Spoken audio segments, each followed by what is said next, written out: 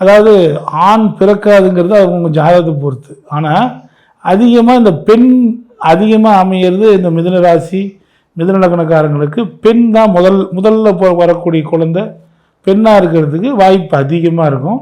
இல்லைன்னா ரெண்டாவதாக பொண்ணு பிறந்தாலும் அந்த பொண்ணு பேசியே இவங்களை மயக்கிடும். அது ஒரு மிகப்பெரிய ஆடல் பாடல் நடனம் அது இதுன்னு கற்பனை அது பயங்கரமாக இருக்கும் அந்த புள்ள. அந்த மாதிரி ஒரு அமைப்பு எப்பவுமே இருக்கும். குழந்தை சார்ந்து ஏதோ ஒரு கவலை உங்களுக்கு இருந்துக்கிட்டே இருக்கும்.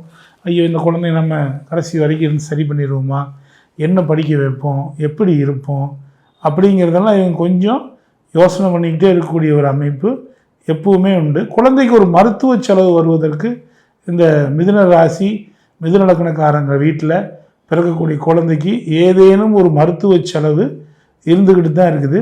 அது சில பேர்த்துக்கு தலை சார்ந்து அல்லது இஎன்டி சார்ந்து அல்லது ஏதோ ஒரு விபத்துக்கண்ண சர்ஜரி சார்ந்து கூட குழந்தைங்களுக்கு ஏதேனும் மருத்துவ செலவுகள் வருவதற்கு வாய்ப்பு இருக்குது. அதே மாதிரி 6ஆம் இடமும் 11ஆம் இடமுமே செவ்வாய் இருக்கிறதுனால இவங்களுக்கு கடன் எப்போ ஒரு கடன் வாங்கினா கடன் தொடர்ந்துக்கிட்டே இருக்கும். அல்லது சொத்துக்காக கடனை வாங்குவாங்க, அல்லது மாமனார் சொத்துல எப்பயாவது பிரச்சனை ஆகி அதில் அப்புறம் ஏதாவது தொந்தரவு ஏற்பட்டு அதுக்கப்புறம் கிடைக்கக்கூடிய அமைப்பு இருக்கும்.